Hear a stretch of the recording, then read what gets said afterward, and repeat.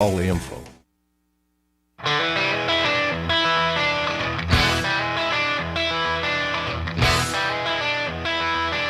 AM 560 KBLU, Russ Clark with you on a beautiful Friday morning. Mel's with me. Good morning. I don't know if you noticed the sun now, I think officially comes up right at 6 or so. Yeah.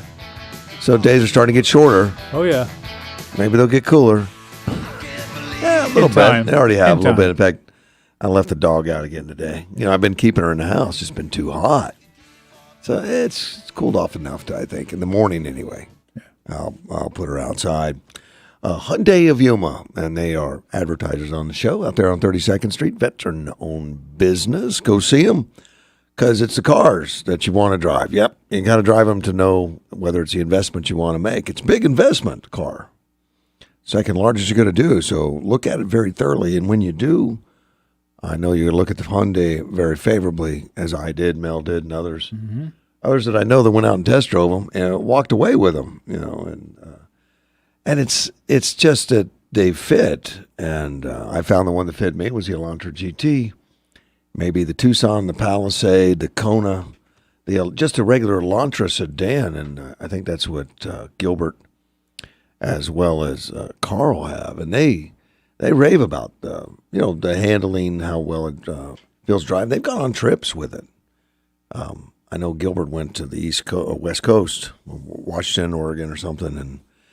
Great gas mileage, and the thing just follows the road electronically, just follows the road for you and all that. But you got to drive it to experience that. Please do. They love giving you test rides. Those guys are hanging around saying, please, somebody come by and take a test drive so I can get out and be busy. So go see them. Mel, yesterday's paper, and I didn't talk about it yesterday. Well, first off, yesterday's paper on the front page shows a lot of guys getting tased. Yeah, you know, that's part of the class. Yeah. Makes you want to go back to school, right? Yeah, right. Right. No, thank you. Yeah, that's the AWC law enforcement type class. And the rule is that if you want to carry a taser, you got to be able to experience it. It's a good thing they don't do that with the 9mm. Yeah, that changed people's opinions quick, wouldn't it? I don't even know why it makes sense to be tased. I don't know. I mean, somebody decided to do it long ago, probably a Marine, because you can't hurt them. Yeah. So they're making us all do it. If you want to carry a taser, you got to, stand up and be shot, like I said. Yeah, right. It's a good thing. No, thank you. Good thing they didn't do it with the 9mm, but they do. Those guys stand up, man. Let's take a phone call. You're on the air. Hey, Russ. Good morning. Good morning, sir. I got something I wrote here for you, very short here, and I want Mel's take on what I've got to say about you. Okay. Dr. Lee Merritt delivers such a beautiful articulation of the severity of our country's condition yesterday. This was a platinum interview performance done by the master interviewer, Russ Clark himself, who knew not to interrupt the flow of the interview. Russ, what you did yesterday was textbook. The quality of the question, not the quantity of questions, prevailed here. What you did was phenomenally ego-free. What you did yesterday was astronomically the greatest example of less is more. You let the thoroughbred run. And I'll hang up with that. Well, thank you, sir. Take care. As OG, and a particularly good morning. Yes. Well, and I unfortunately did not hear the show yesterday, but I will say one thing. I know Dr. What's her name now? Dr. Lee Merritt. Dr. Merritt. Yeah. I knew her as Dr. Heeb, and she's a very knowledgeable person. Yeah. She's the kind of a person that really it's a smart thing to do in interviewing her is to ask your one question and then get out of the way. Because she is very, very knowledgeable on what she does. Yeah. She's not afraid to speak her mind on any subject. No. I mean, you ask her what color it is, and she's going to tell you. And so I think, quite frankly, interviewing her has got to be one of the easiest things in the world because she is knowledgeable. She's not afraid to speak her mind. Right. And she's definitely, I think, on the right side of all of the issues. So And she's the kind of person that you want to listen to. You don't want to sit there and interrupt and take away her train of thought. Agreed, but I was still going with OG's, recommendation that there was an expert interviewer. Mel, I wasn't going to let that go. I was going to hang with that. Well, she is a wonderful lady, and I tell you that interview has had many requests to have copies sent out. And I know I sent out 20 of them yesterday, and my apologies if I didn't get to everyone. If I haven't gotten to you yet, let me know. Just text me your email, and I'll sit down and get that done. I think a few of them yesterday I sent part 1, and I sent part 2 of a totally different interview. But I hope I got that corrected. That was to Ronnie, by the way. Mm-hmm.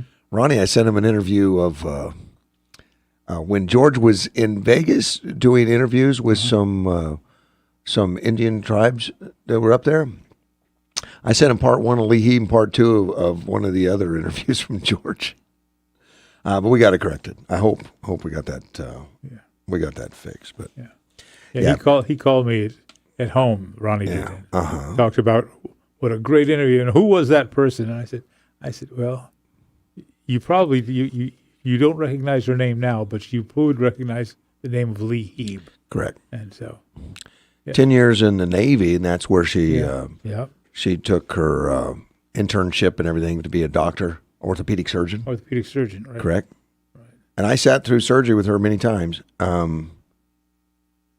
just as on the board, and wanted to know more about our hospital. Mm-hmm. But she was energetically willing to say, "Come on in," and show me the ropes of what it is to sit there and do surgery.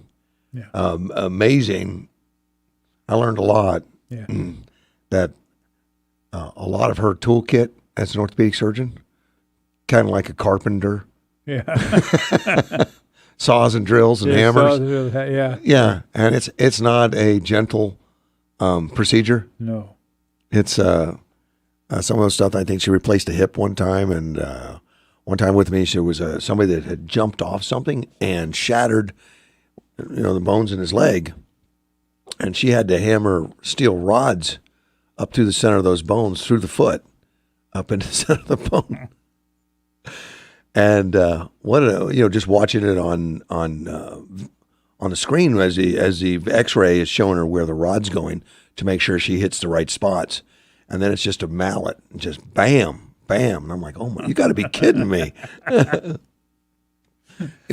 First you take a drill out and get a starter hole. Yeah. But it made me aware the body heals itself. And Lee puts it all in place to make sure it heals straight and right, and the leg's not shorter. It's going to be the same length, and all of that. And then put all those guides in place, and the screws and the bolts, all the guides and the rods, and then say, okay, body, go do your thing. Yeah, hope that it all works out. Yeah, get healing, because amazing recuperativeness that our body has. So it was, she opened my eyes up to medicine, really. That was guiding the body to get it done right. Let's take a phone call. You're on the air. Good morning, everyone. Good morning. Hey, Russ, I have a question for you, man. I need some affirmation here, man. Sure. Do you think we're going to take back the House and Senate next year? Because I was on the phone last night with my cousin and Tucson. And I think the way things have always gone under circumstances like this, that it's pretty much a definite. Because they're going to cheat. You do know that. Well, that was my next pause. It's a definite as long as everything works as it has in years past. Now, there's no way true American patriots out there, conservatives especially, can see what's happening in this country, and we are the majority by the tens of millions, yes. and to see everything that's going on. Look, this decrepit, senile racist in the White House, he's going to cause so much damage. He's got a year and a half. We got 1.5 years to go before we take back the House and Senate, assuming that these Democrats don't cheat. That's well, we have a year and a half, and a lot of damage can happen. I'm talking irreparable damage. Yes. Irreproachable damage. Yes. This senile is allowing a lot of these that are infected with COVID, illegal aliens to come into this country and he's attacking DeSantis, Governor DeSantis, a fine governor. I wish we had a governor like that here in Arizona. I really do. Yeah. I'm sure many states do. We wish they had a governor like that. But my concern, Russ, is that there's going to be so much irreproachable damage. I mean, to allow these illegal aliens to come into this country, thousands are now have been tested positive for COVID, and this senile is going after DeSantis. Yeah. Again, I beg the question: does this make any sense whatsoever? Yes. It's kind of like somebody lighting the forest on fire and telling somebody, "Hey, you need to put this fire out." It does make sense because their goal, they're achieving their goals. So you look at it through their eyes, it makes perfect sense. They want to create havoc, and they want to create disorder, confusion, and that way they can keep in place the policies that flipped this last election, and that is to create as much turmoil as they can. They've already said, these Democrats have already said, you're not going to change any 2020 election laws whatsoever. See what I'm saying? They're already getting ready to cheat again. That's their goal. And again, where are the Russ? Oh my gosh! Well, you just mentioned where the Republicans are. Look, you got DeSantis, you got Adams out of Florida. You got a lot of them. I mean Texas. You got a lot of them doing things throughout the whole country, but their voices aren't as loud as they need to be yet. But they're growing. No, they're not. They're growing. Listen, for 5 years we heard impeach. These Democrats. Their brains were spontaneously combusting every morning, trying to figure out how they were going to get this guy out of the. And all I hear on the Republicans right now are chirps, crickets, or whatever they call it, chirping. That's all I hear. You're not listening. You're not listening close enough. I mean, they're out there. No. Look, Andy Biggs has already brought impeachment for Mayorkas, and they've called on impeachment for Biden a number of times already. Not 100, but a number of times. It's just it's not hitting the press as much. It's not. It's out there, but it's very small.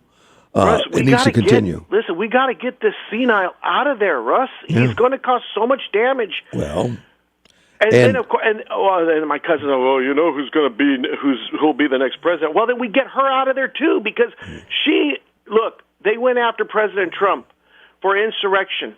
They went after him over a simple, normal phone call. They did all they could to hurt him, and it worked. They hurt him. Little chinks, some people just started believing it. And the laughing hyena, I could say the same thing about her. She instigated an insurrection by telling people, "Hey, let's bail these thugs out of prison." Correct. That's an insurrection. But look, they're not getting that video. She says it, Russ. She says. We got to fight, and violence, and she mentions violence and fighting, and if that's what we got to do, we got to do. Right. Trump didn't say that on January. He said, "Get out there and protest patriotically. Do it." He said peacefully. Peacefully and patriotically. And this laughing hyena didn't do that. She said we got to fight and violence, and she mentions those words. But look. The Democrats wanted to get Trump out in a month. They wanted him done in 2 months. Yes. They were frustrated it took 4 years. So, yes, we want Biden done in a month. We want him in 2 months. I want him out in a day. In a day. I understand. Well, we need more like you, and we need to keep pushing. But the numbers are radio station because this is all I have. The numbers turning south. The numbers are turning south, and I've got some Fox News numbers that show the progression of negatives on Biden, the negatives on our vice president, and the Democrats are starting to turn on her too. Yes. So it's happening, and we need to keep the pressure up. Yes. This whole vaccine, this whole masking, it's all so political. And I'm glad to see that parents are finally standing for these. Some are. You know what? These are demons, man. Some are. You know the devil? I really believe that the devil has the Democrat Party in the palm of his hand. You cannot look at what's going on in this country today. You cannot see what's going on in the Democrat Party today and not at least scratch your head. And I mean, that's something. Yeah. Oh. I don't know. It's something very, very sinister and demonic going on in this country. And I believe that these Democrats are playing along. They're advocating for the devil or whatever, Satan, Lucifer, call him whatever you want. It's a dark demon. It's a demon. But you're doing the right thing and telling people, talking about it, pushing facts on what's really going on. Tell friends, family, all of that. Keep doing it. Well, you know what? The devil wants to destroy this country, and he's using these Democrats. Yep. They're his army. They're his soldiers. And they want to turn it. People better wake up and realize that, man. I better wisen up. They want to turn it socialist as quick as they can. Why though, Russ? Why? Because they've been bought off. These guys are all part of it. Why do you want to take a country like America, beautiful, beautiful America, and turn it to socialist? Venezuela? You want to convert it to Venezuela and Cuba? Some of them actually love European socialistic countries, and they think that they're better off. And Biden is jealous of Xi. He said before that getting things done, maybe we need to look at our system. He said something about Xi getting things done quicker because he doesn't have all the bureaucracies. He very much envies Xi. You can see that he wants to be part of that from the top. Now, nobody wants to be one of the rank and file. They all want to be one of the oligarchs or the leaders. Well, I'll say one more thing, man. Like I said, let me reiterate: the devil's working hard right now, man. He's working hard. We got to stand strong. Yeah. We as and we need to fight this. We need to fight this evil. This is sinister what's going on in this country, man. And I'm not hearing a whole lot of anything from these rhinos. I mean, the rhinos know, but you're hearing it from others. You are. It's out there.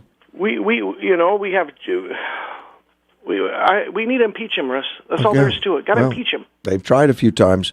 If the elections go right in 2022, maybe we'll have a real trial. I want to see next year what happens if, and I believe with all my heart, we will take back the House and Senate. Yeah. I have to believe that, Russ. I have to believe that. Well, and then I'm going to see what these Republicans do. Let's see. Are they going to? It's about bringing integrity back to the voting system. If we have integrity, then we're going to be fine. Let's hope. We can hope. Yeah. Does Mel want to say something? Yes. Well, I'll tell you something. You sitting there talking when we take over the House and Senate. Well, first of all, if we do, we still have to contend with the president, right? Who is going to be able to veto everything, and we won't. And even if we take it back, it will not be a veto-proof majority. I don't think. No way. Number one. Number two. You don't think so? No, it will not be a veto-proof majority. No. Could be. Number two.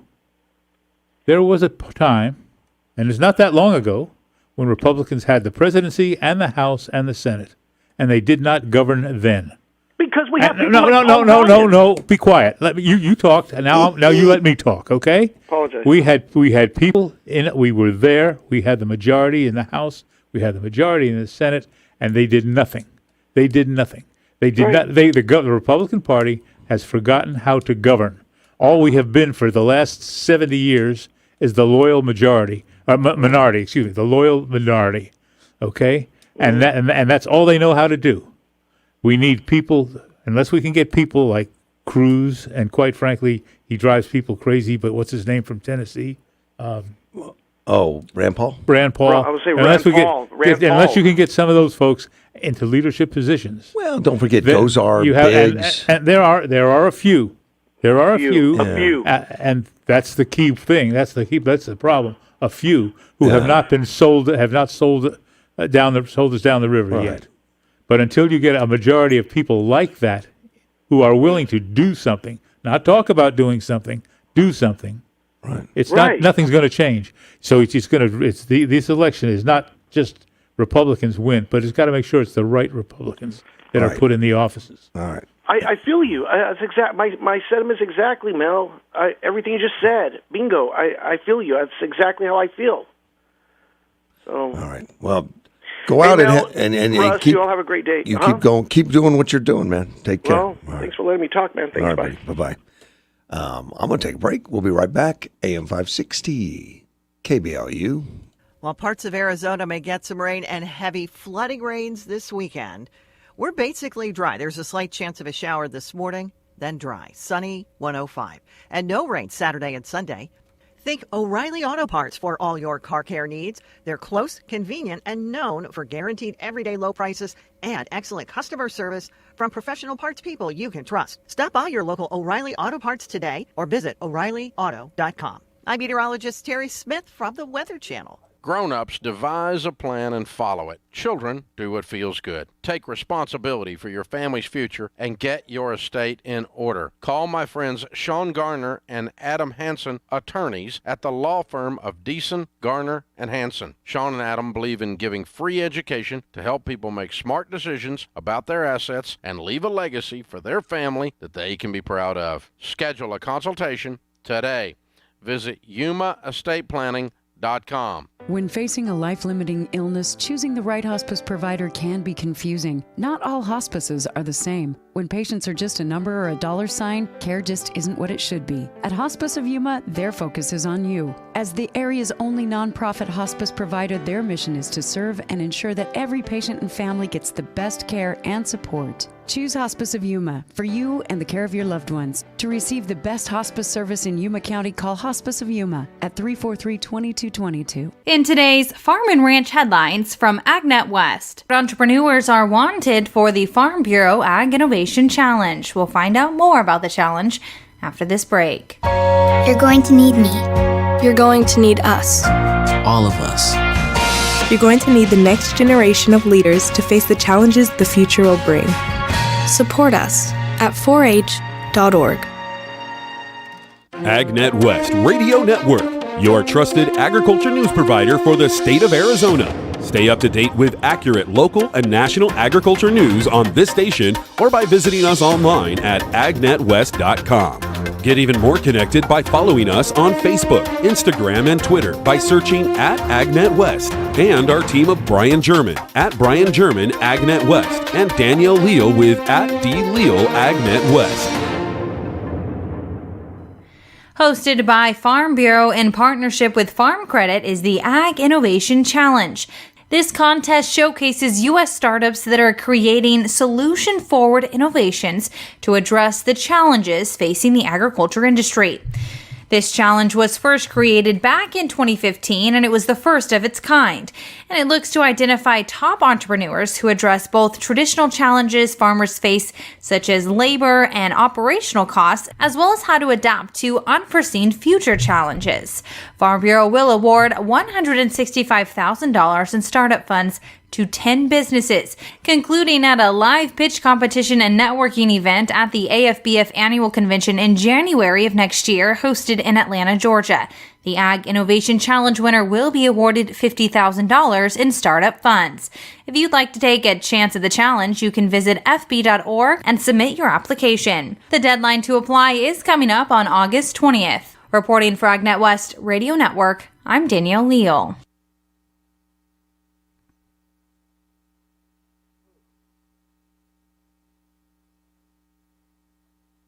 Gotta cut loose, put loose, kick off the Sunday shoes. Please, Louise, pull me up from my knees. AM 560 KBLU, Russ Clark with you. It's Friday morning. Happy Friday, 626. Mel is with me. Yes, sir. One of the stories I didn't get to yesterday, Arizona universities will require face mask on campus, which is in direct defiance of our governor that was doing something right. You know, and the last caller mentioned, I wish we had Ron DeSantis and all that. Now, I'm going to give Doug some kudos at times. You know, Governor Doug Ducey. He has been. He's done some things very right. Yeah, he's held back a lot more than most have. And one of them was making it that nobody can mandate a mask. No state agency or anybody can mandate a mask or ask for a COVID shot record, you know, and check see if you're vaccinated and all that. And we need not forget that, but those are big items, and those are big deals. By the way, I don't know. Did you hear on the news this morning on the way in? I heard at the city of New Orleans, you will not be able to attend a pro football game or anything else unless you can show proof of vaccination. Well, good. Then let's not go to New Orleans. You know, I mean, that's why we have 50 states. They can experiment and do stupid stuff, and we can all watch it burn. They're taking it to the city is taking it to the extreme. Yeah. Well, you know, we do that. We say, okay, American citizens can't go see a football game, but we can bring in 212,000 non-citizens across the border that we know have nearly 20% infection rates. Yep. Yeah, we don't care about those guys. Let's take a phone call. You're on the air. Good morning, gentlemen. Just real quick before I kind of lose my train of thought here, before you went on your commercial break, both of you guys were having a conversation with that previous caller, and both of you guys mentioned something that I think is worthwhile mention, and because I thought they were key things that you gave while you were giving him an answer, and then the gentleman there with you, when it was his turn to give him his answer, he also mentions basically the same thing with the different words, but it was about the people that are basically buying off these politicians. Right. So I'm just gonna be very brief, and then I'll hang up, and maybe you can give me your take on this. All right. You know, I'm aware of what's going on, and what I get I'm getting kind of tired of is criticizing Joe Biden and Kamala Harris and Patsy Cortez and the Lightfoots and all these other crooked politicians. But when you and your partner there said that these politicians have been bought off, I would like to hear more about those entities that are buying them off, because my thing is, as long as these people have the money, they're going to continue paying off this type of individuals, and to me, it's like when you go after the small time drug dealer on the block, we can keep calling the police, and they can come and grab them and take them and lock them up for a few months or a year or two or whatever. But if we never go for the big fish, that's always going to exist. Yep. So, and you know what I'm talking about. I'm talking about, like, Google, Facebook, and Twitter. All those guys. Big tech. Exactly. All of those. Yeah, big corporations. So I'll leave you with that, and right. Hopefully you guys can comment on that. I'll address it. All right, thanks. All right, thank you. Yeah, it didn't go unnoticed. Look, Lee Merritt did a great job of mentioning it yesterday about the actual number of corporations that actually control majority of the world economies in the world, as we said, and believe it, there's much fewer than you think, and there's fewer people than you think that are in control of vast sections of our economy. When you look at the top of the pyramid, there's not that many pyramids around. Yeah. And, I have a friend that listens that is very much involved in international trade and international finance and buying and selling and business. But he's not even one of the real big players and doesn't consider him. He probably knows them, but he's, he went to college sleeping in his car. But a lot of these guys, had money to go to college and stay at the dorm. But my friend, is he sees it. He knows what it is. And he never talks about it directly with me, but indirectly, there's a lot of controlling interest that you and I may not get access to, and it becomes very obvious. And Lee pointed out with just the sheer small number of people that actually control things, and in big wars, World War II and all, these companies were supplying both sides. Mm-hmm. They stayed neutral as supposedly. Or they stayed neutral. They were pushing and instigating it. Mm-hmm. We know when you look closely at some of our politicians and how they make money. Barack Obama was given $60 million to do a book that everyone in the world knows you'll never sell enough books to make the $60 million back for that company. So your question is, well, how do they get $60 million for a book? How did the Clintons get $500,000 for a 20-minute speech that China would pay them that for? It was all influence. It was peddling influence. And then Biden, Hunter Biden, takes it to this ridiculous extreme of putting some paint in a soda straw, blowing it on a piece of paper, and selling it to anonymous donors for $500,000. Right. Just crazy stuff, calling it art. So where's the money come from and all that? Now it's undisclosed, and a lot of money that comes into our country is undisclosed. It's illegal for them to donate to political causes. It's illegal for China and foreign countries to involve themselves in Russia and they made a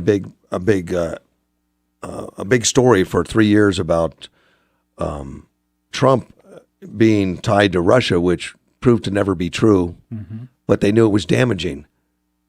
But yet Biden's have been tied to Russia, China, Ukraine, and they look the other way. So I'm assuming the same players that are involved in China and Russia and pulling the strings, also pulling the strings of a lot of these news organizations and all that. But it's very obvious if you look at it that the money, these guys become multi-billionaires, millionaires from nothing. Barack Obama had nothing and became, where he's got a $12 million house in the Hamptons. That's one of his properties, and holding parties for hundreds and hundreds of people with no mask and living up the high life. Not everyone leaves like that. George Bush didn't leave office like that. I don't think he had the ties to some of these elements that Biden does and George Bush and had the Clinton money to does. start with. Clinton Foundation's got billions of dollars, and they seem to be bulletproof. Yeah, those aren't an accident. And the Bidens are heavy deep into Ukraine money, China money, Chinese money, right? And Russia money. So don't think that stuff doesn't exist. And Lee Merritt mentioned it. That, but on the good thing, then one thing she said is, yes, there's 150, 200 of major guys, by and large. Then you got all the oligarchs and the other players in there. But there's 8 billion of us. Yeah. So, information is the thing that scares them the most, and that's why we're wearing masks, clustering at home, and doing all that in a fake. Well, they changed the rules for the pandemic. Pandemic used to be that people would have to die and stuff. Now the pandemic was just got infected. Yeah. So now the common cold is technically a pandemic. So now we're just scaring people, putting them in houses. It's all about control. Sure. And because they're afraid of the masses stand up, they can happen. And that's going to take information. It's going to take people talking. It's going to take people on the radio. It's going to take people listening. And that scares them more than anything. And that's why Twitter shut down Trump. And gathering together and working together. Because Trump is not tied to that power. Let's take a phone call. You're on the air. One more thing here, Russ. Yes. Bonaparte, Napoleon, Thomas Jefferson, and the Louisiana Purchase, they're all tied together. There's one banker, and you know who it is, I won't mention his name, financed both sides of the Napoleon Bonaparte and the Russian conflict, financed both sides. The Rothschilds. Yeah, you can't lose. You can't lose. Exactly. Yeah. Exactly. Now, Lee didn't go that far, but that's why I understood her so well. Now, we ended up with the Louisiana Purchase because Napoleon Bonaparte had the good sense to know on that selling of that purchase to Jefferson, he knew that the U.S. would be in a better position to face Russia than France was, because he knew he was losing. He would lose if he ever messed with Russia. And he did. And that's why we ended up with the Louisiana Purchase. And that enlarged us, I think, 2 times our size or something like that. Right? Isn't that right, the guys? Oh, yeah. Yeah, and it was a great deal for us. My point is, the U.S. problem right now goes all the way back to that era, 1773 to 1803, 1805 era. That we got the same problem. The same people are trying to take over the one world order crap. Yep. And Lee was right in that interview yesterday. If we don't do something now, it's going to be over, guys. We're not going to do it again, ever. Well, yeah, she thinks it might take bloodshed, and she hopes that happens, military type takeover or something. Oh, and it happens sooner better than later. Her and Sidney Powell. Can you imagine these 2 women? All we need is one guy to be this smart, really. I'm looking for him. All right, buddy. Okay. All right, bye. Bye. Yeah. One guy as smart as Lee, I don't know. It's a pretty tough order. But yeah, but on the good side, and I want to leave it at that, there's 8 billion, there's billions of us. If we can get the message, get the information, and this social media and everything was working too well, unchecked. Yeah. And the people's voice was getting too strong. And right now it's... So they put the kibosh on that too. It has, but we need to fight it, and it is being fought. Yeah. And it's bigger than you think. The fight's big. It's more than the pillow guy and Trump. Yeah, yeah. There's a lot more than that. There's people that are aware, but the more of you that are aware, the better. And you don't have to go into the conspiracy. Let's work on local politics and work on what we can see and touch. And local politics makes a big difference because that adds to the resistance, like Ron DeSantis in Texas.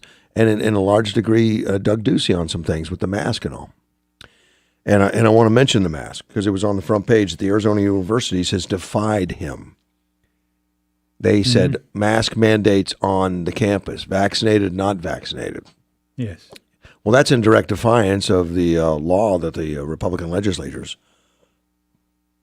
signed on to and Doug Ducey signed on to, which it's a mutiny, basically, because the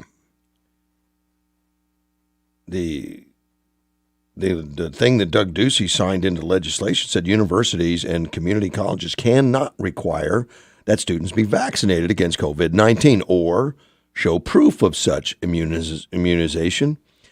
It also says that these schools cannot place any conditions on attendance or participation in classes or academic activities, including the use of masks, if someone chooses not to be vaccinated. But they did. The university said, yep, we're doing it, and they feel they can get away with it because legally the law was signed, but it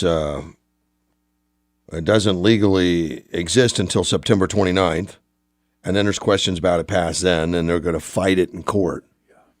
And there's Republican legislatures that says withdraw the money from them, give vouchers to people to go to private schools, yeah, get them out of the public school system, and it's these public bureaucracies that have the hold on us. It's the teachers' unions, the public bureaucracies.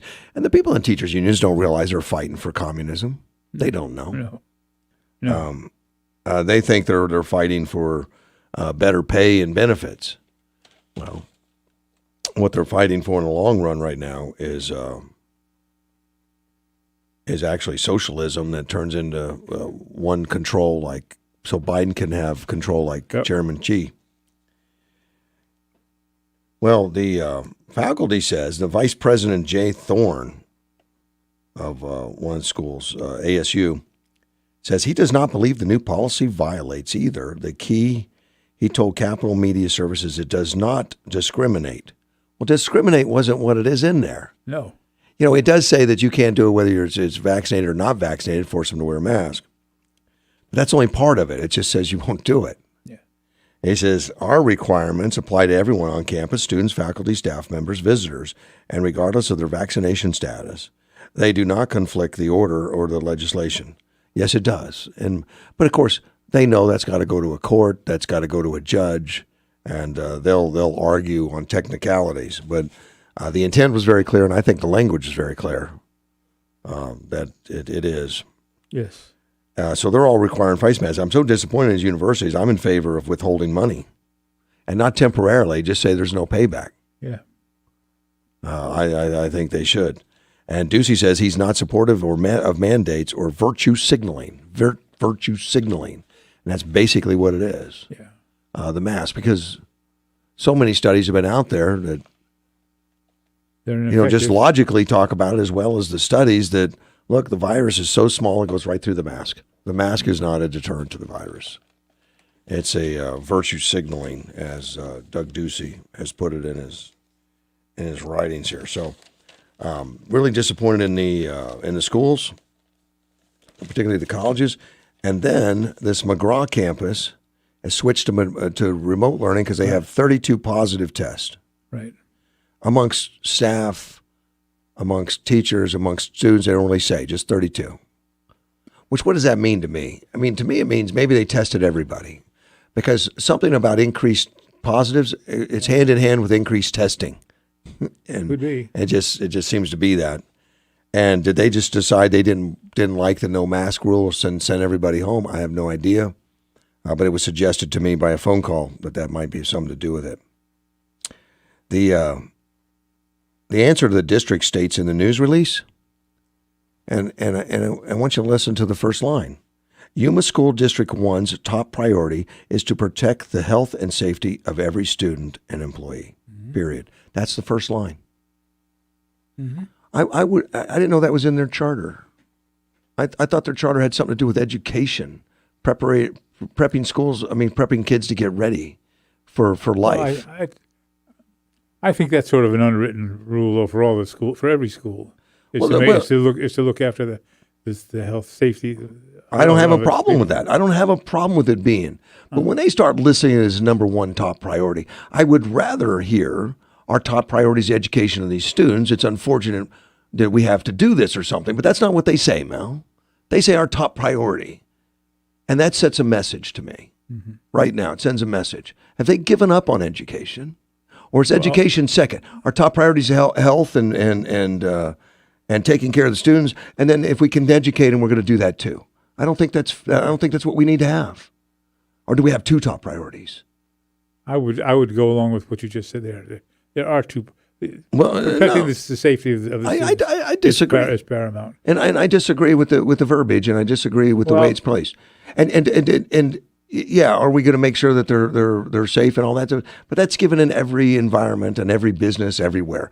But it doesn't become a top priority, and it's not what we talk about in business meetings. That's an automatic priority. It's an automatic priority, but it's not a top priority. That's not what they exist for. What they exist for, what the board exists for, and what the school exists for, and I'm sure in everything that they write about what they're doing and what their structure is to educate. But that's not what they're telling me on the front page of the paper. Their number one top priority, and they put top priority: protect health and safety of every student. And then if we get around to it, we'll educate them too. But no, and to send them home. I think you're reading more into that than exists, Russ. I'm reading what the statement is. I understand. I still say you're reading more into it than is. If I wrote it, Mel, I would have wrote our top priority is the education of every student. Well, and it's unfortunate we have to send them home. But that's not what their feelings are. That is their top priority. But to sit there and to berate them because they think that the health and safety of the students should be a top priority. I have no qualms with it being something that they are very concerned about. Mm-hmm. But to say it's a top priority, that's not why they exist. If that's why they exist, they'd be called a hospital. They'd be called a first aid. They'd be a paramedic. That's not who they are. We're just going to have they're just so cool. We're going to have to agree to disagree. Well, that's fine. We can do that. And that's why you're here. Okay. That's why you're here. But I have a real issue with it. I have a real issue with the way it's framed. Because they say we're going home because our top priority is to protect the health and safety of every student and every employee. I have no problems with protecting students and employees and all that. I think this is misguided. I think it's unfortunate to send everybody home because 32 positive tests. And not only that, Mel, we know the CDC's already put out reports. The test doesn't work. The test gives false positives. It's unreliable. That's true. And it's giving a lot of colds, common colds, coronavirus, as being COVID. It's not COVID. It's all just coronavirus. Now, early in the report on this paper, it says because of a COVID-19 outbreak, and then later on, it said since the beginning of the school year, the district has seen a weekly increase in the number of confirmed cases of coronavirus on its cases. Okay. Then they change it to coronavirus because that's all the test really tests is coronavirus. It doesn't test for COVID-19. COVID-19 is just in the mix somewhere. Right. And so we don't know if they have COVID-19. We don't know if they have the common cold. Or if they just have pieces of the virus floating in their system. And they shut it down and they said, everybody go home. So it doesn't have to be COVID-19, but if your top priority is only the health and safety, I guess we're going to shut down forever. And that's just unfortunate. And does that mean that next year and the year after, if we have a coronavirus outbreak and we have a common cold, we shut it down and we shut it down? Is that the new norm now? Well, first of all, I don't agree with the shutting down. Okay. But, well, your big thing is about the wording and mine. And it is, and I think it means something, and I think it's signaling, and it absolutely is. And if that's the first thing out of their mouth is our top priority being the health and safety of every student, and I'm not ignoring that health and safety is important, and they need to, and it needs to be taken into account. But their number one priority should be education, and if they have to shut down, they say, okay, our number one priority is education. How are we going to do that remotely? How can we put our best efforts? And that's where they should be, is their best efforts to be put on the education and learning. and let others decide on the health and safety, because we got professionals to do that. And hopefully we have professional teachers somewhere and professional educators somewhere. Mm-hmm. And that's their top priority. So where do I find those people whose top priority is education? Where do I find them? I'm not finding them in a school right now. I want the people to have the top priority education, top priority training, top priority. I believe that is their top priority. Well, that's not what they say. Well, so they misspoke. And I think that's someone else's top priority. You're reading more into that sentence than I think. I think our educators. I think all our educators across the nation have been using language in order to excite and inflame. All over the state, all over the country. They're talking about, if a kid doesn't wear a mask, he's murdering people. And these educators have gone off the rails to push COVID, off the rails to push all those things. And they need to sit back, educate, and let others make those decisions and leave the educators out of it. And if someone comes in from the health department and says you need to shut it down, let the health department do that. Because that's their top priority. Or should we make the health department top priority education? I don't know. It's a weird world. I got to take a break. I'm past time. Okay. Thanks for arguing with me. We'll be right back. AM 560 KBLU. You may be right. I may be crazy. They held your hand on the first day of school. They've been there for every important milestone in your life. Now it's your turn to be there for them. As the area's only non-for-profit hospice, Hospice of Yuma works to ensure that your loved one receives the quality care and attention they deserve. If you have a family member diagnosed with a terminal illness and are feeling overwhelmed, we want you to know that you and your family are not alone. The community's best hospice care provider is only one call away. For more information, contact Hospice of Yuma. Your community, your hospice. H&R Block has many options to make filing your taxes easy. Our tax pros can help you get your max refund with or without the office visit. Drop in, drop off, or a tax pro can even do your taxes virtually. Send some pics from your phone without leaving home. Just another way Block has your back. All tax situations are different. Not everyone gets a refund. So when you need a hand with your taxes, H&R Block is here for you. Drop off your taxes today at their offices in Yuma, the Foothills, or San Luis, and let their experienced tax professionals help get your taxes won. United Kia is the newest and largest Kia dealership in Imperial Valley. Located on Highway 86 at Ayton Road, United Kia has hundreds of new and quality pre-owned vehicles that fit everyone's budget. Visit UnitedKiaImperial.com today. In the Army National Guard, family means everything. Our parents, they were really supportive that all 5 of us would join. I got my education because of the Guard. I got to travel a little bit and experience a whole different culture. It helped me get my job, it helped me pay for my house. Serving part-time in the Army National Guard instills pride that you and your family will share. Visit NationalGuard.com to learn more about part-time service. Sponsored by the Arizona Army National Guard. Aired by the Arizona Broadcasters Association and this station. Contest rules for all giveaways and contests on 560 KBLU can be viewed and downloaded at our website, KBLUAM.com. United Toyota wants to buy your vehicle, and we'll pay you top dollar for it. We'll buy your car even if you don't buy from us. Don't wait and miss this great opportunity to sell your car for more than it's worth. Bring your car to United Toyota on Highway 86 at Ayton Road for a quick appraisal and drive home in your new ride or with a heavier wallet. Shop the car you want, where you want, and get the price you love. United Toyota will buy your car. Come by and say hi or shop us online at UnitedToyotaImperial.com.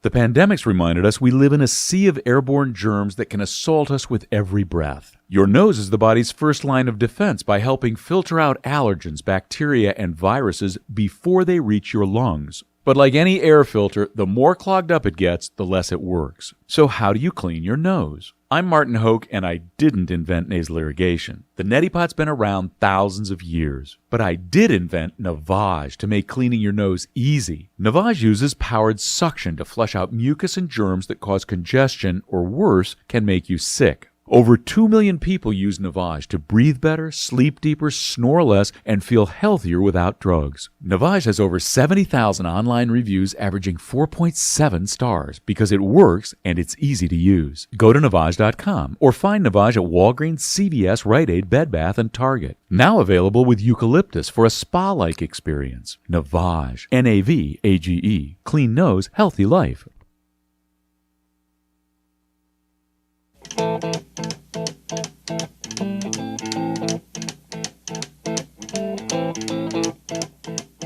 rumors spreading round in that Texas town.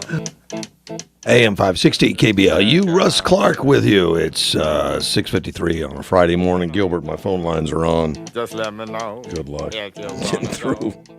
The Mel is in studio with me. Let me take a phone call. You're on the air. I was lucky. Yeah, how are you, buddy? Pretty good. First of all, this school district 1. The bottom line, and we have forgotten that this whole thing has become political from the beginning. Yeah.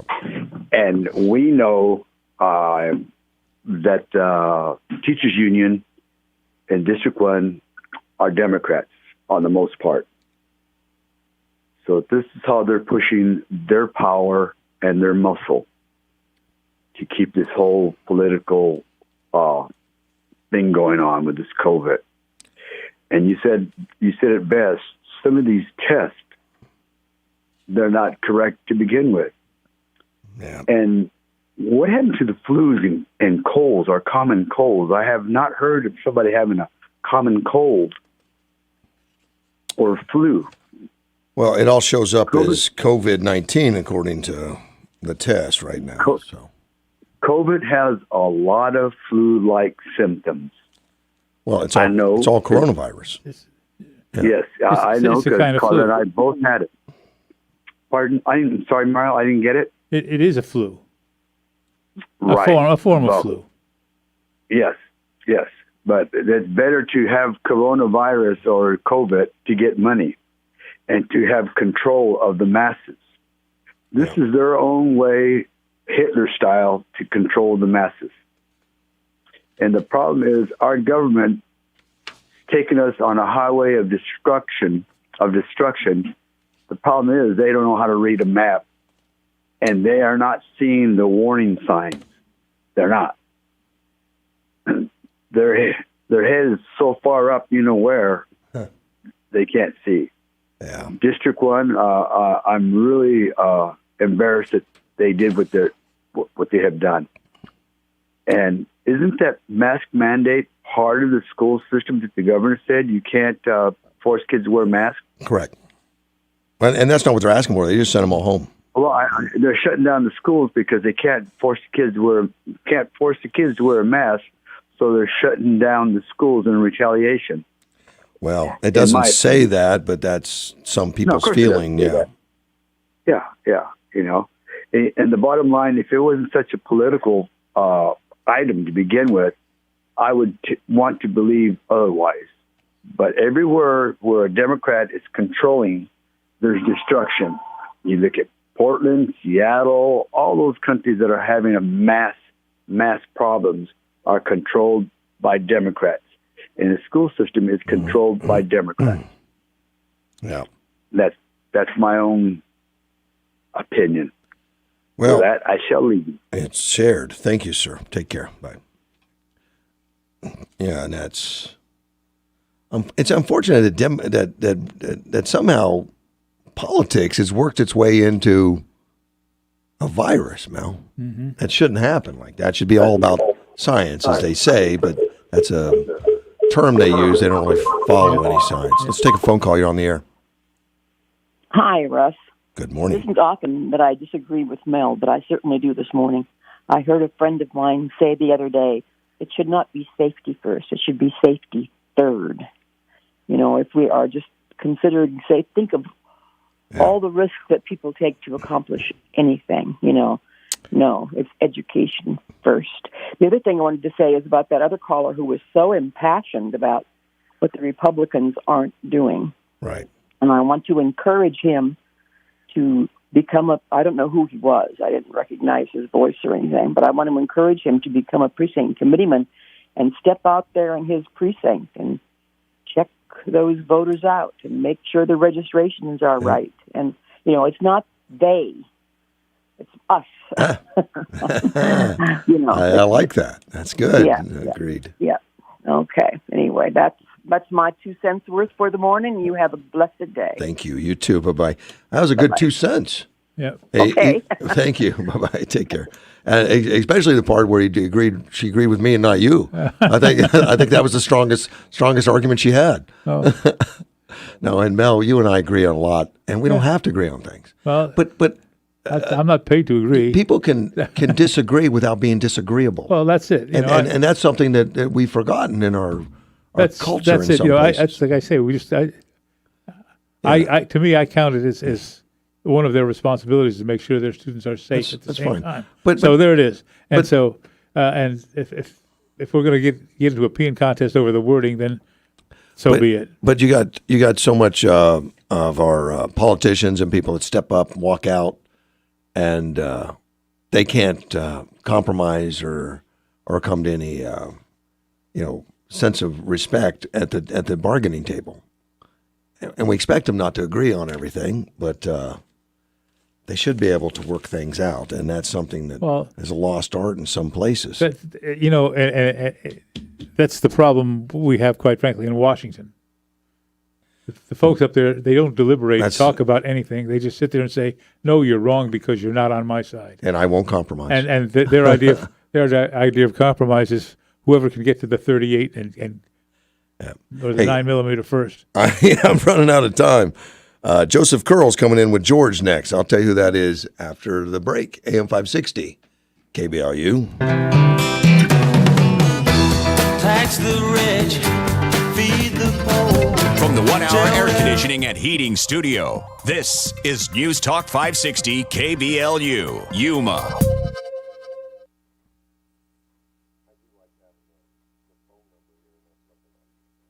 I'm Dave Anthony, Fox News. The CDC advisory panel meets today and could give the final green light to giving Americans with compromised immune systems a boost, a third dose of the Pfizer or Moderna COVID vaccine. The FDA has already okayed it. We do not believe that others, elderly or non-elderly, who are not immunocompromised, need a vaccine right at this moment. Biden advisor Dr. Anthony Fauci referring to that third vaccine dose. About a third of American kids are now back to school, and there's intense debate over whether kids should wear masks. This isn't about politics. It's about keeping our children safe. Well, some Republican governors disagree with President Biden. They've banned schools from requiring masks, giving the parents the choice. A judge in Florida considers a challenge to that today. There are also court fights over similar bans in Oklahoma and Texas.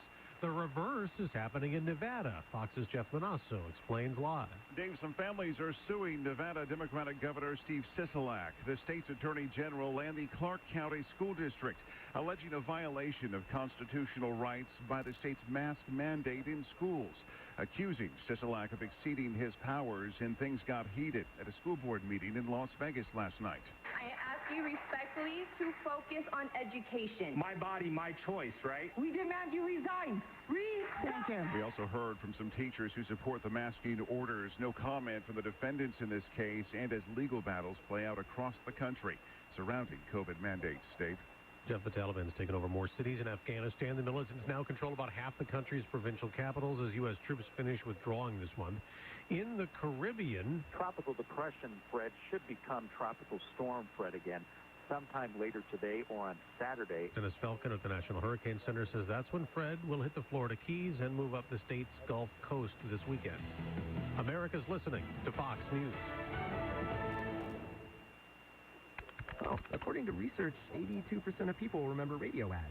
That means that 82% of you listening right now will remember that this is an ad for ZipRecruiter. If you're hiring, 82% of you will recall that ZipRecruiter makes hiring faster and easier. And 82% of you will note that you can try ZipRecruiter for free today. But you have to go to ZipRecruiter.com/free. Yes, free. 82% of you will keep in mind that ZipRecruiter's technology finds qualified people for your job and actively invites them to apply. Is that you? Who are you talking to?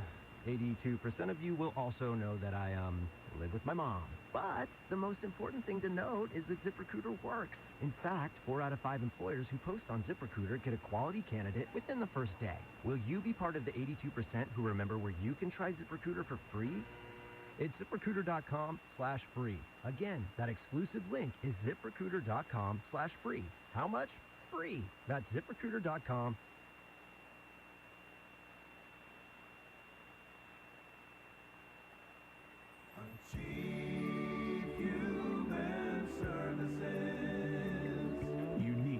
individuals, empowering solutions. The cost of cleaning supplies to clean your office building, $250. The time it takes to dust all offices, sweep walkways, vacuum the carpets, and sanitize the restrooms, 4 hours. Having Achieve Human Services clean your entire office building, including the restrooms, priceless. Achieve Human Services, helping people with unique abilities to realize their greatest potential through employment opportunities. For more information, call Achieve Human Services at 928-341-0335. That's 928-341-0335.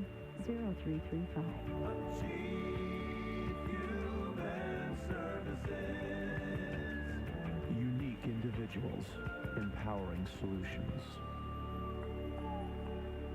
MyPillow's Mike Lindell has a passion to help everyone get the best night's sleep. He created the best pillow, and now Mike created Giza Dream bed sheets. Mike found the world's best cotton called Giza. Ultra soft, breathable, but extremely durable. Giza sheets come with a 60-day money-back guarantee and a 10-year warranty. The first night you sleep on the Giza sheets, you'll never want to sleep on anything else. Mike is making a special offer for our listeners. You'll receive 2-for-1 low price plus free shipping. Go to mypillow.com and click on the radio listener square and use promo code Eldorado. You'll find not only this amazing offer, but also deep discounts on all MyPillow products, including the MyPillow mattress topper, MyPillow towel sets, and so much more. Call 800-844-0483. Use the promo code Eldorado. 800-844-0483. Promo code Eldorado. Go to mypillow.com. Make sure you use the promo code Eldorado. The Oak Tree and More, your quality furniture store. Enhance your home with beautiful decor, quality furniture, and so much more. Family owned, The Oak Tree and More. Saving selection, customer service, and more. TheOaktreeandMore.com. The Oak Tree and More, your quality furniture store. Hi, Jill. How's your father doing in hospice? Oh, not good, Susan. Not good at all. His nurse hasn't seen him in over a week, and she said she'll visit him when she gets a chance. Have you called Hospice of Yuma, the community nonprofit hospice provider? They have the lowest patient-to-nurse ratio in our area. Does their nonprofit status really make a difference? Yes, Jill, it really does. Their priority is on caring for the patient, not on increasing profitability. Let's call them and get your father what he deserves. Hospice of Yuma, nonprofit hospice care. There is a difference.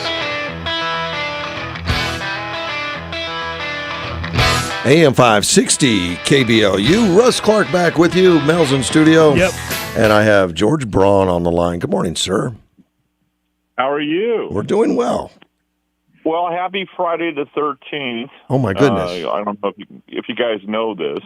Yeah. But this is the anniversary of October 13th, 1307, Philip IV of France, because the Knights Templar wouldn't loan him money, arrested them all and massacred them. So that's where we get this holiday. That's where we get it? Yep. The Knights Templar, which I'm a member of, happens to be one of those. It was a group put together to protect people when they went to the Holy Land. Wow. And, I'm also a Knight Columbus and a Knight Malta. I'm a knight of everything. So anyway, but, once a king, always a king, but sometimes once a night is enough. So, Anyway, hey, right now the U.S. seems to be, they've decided that we're stepping down as conservator to Afghanistan. Right. Us and Britney Spears' father. So it's kind of an interesting thing. Well, I mean, seriously, nobody's been ever able to handle Afghanistan. We're just a long line of people, but you remember Joe Biden was the one who voted to end the money to the South Vietnamese. So if you remember those pictures. No. Hey, we actually have a pretty good, really great guest today, Joseph Curl, who is from Off the Press, and he's formerly the editor of the Drudge Report. And those of you who used to love to read the Drudge Report in the morning, I was one. Drudge was the one. Drudge was the one who showed that you didn't have to have a radio station or a television station, that a laptop could hit 50 million people if you had some good content. And unfortunately, he went woke in the last couple of years. Joseph, are you there to tell us about what you're doing? I am, and I appreciate your description of me as a pretty good guest. Let's see if I can live up to that. Yeah, that's pretty high marks for George, actually.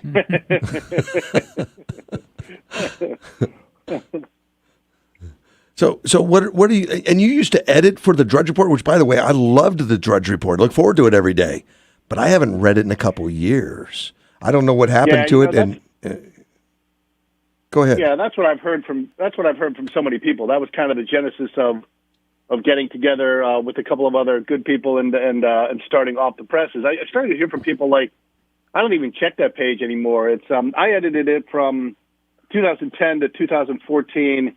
I did the morning shift, and so that's when I like to tell people too that's when it was good. When I tell people I edited the Drudge Report, I always add back when it was good. Yeah, some things really changed. You know, he went hard in for Trump in 2016, and then just like most of the media did. I mean, even CNN and MSNBC, they went in because they knew the ratings were huge. And but then something happened, something weird happened, and there's speculation that, you know, either he sold the site, and there's an awful lot of MSNBC, CNN, AP coverage, and AP coverage, as your listeners know by now, is pretty liberal these days. You know, so he's filling his page with that stuff. But so either he sold it, or another theory is that he used to go to the White House and meet with Trump and Jared and some of the top people, and you know, he's got a pretty thin skin, so there's been speculation that he got in some sort of tiff with the Trump people and just decided to go hard against them. But either way, he went even further than that. He didn't just go against Trump. He literally backed Biden. And now, you know, you read his page, you can't find any negative Biden news. I mean, Biden just had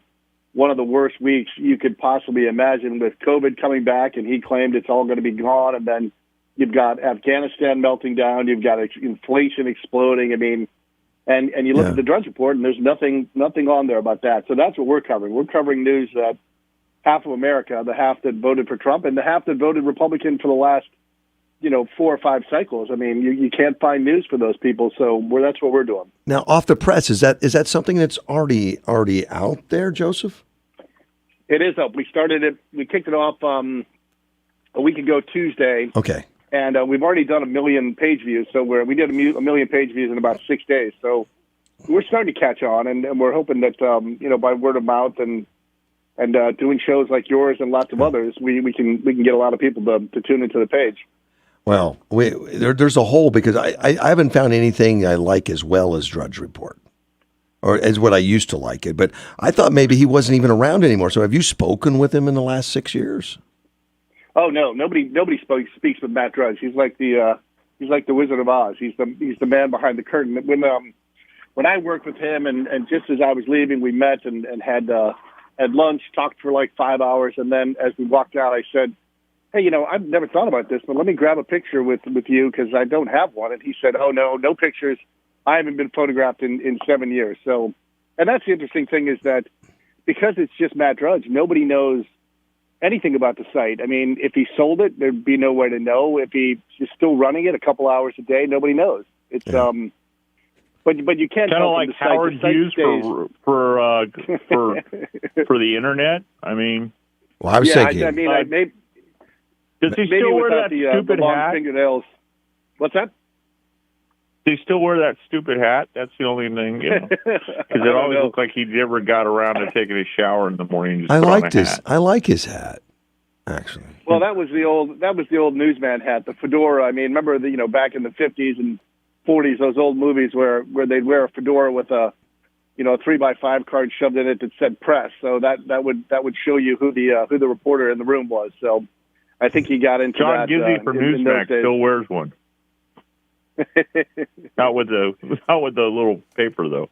So now, what do you look for when you do something like Off the Press? I mean, where do you go for sources?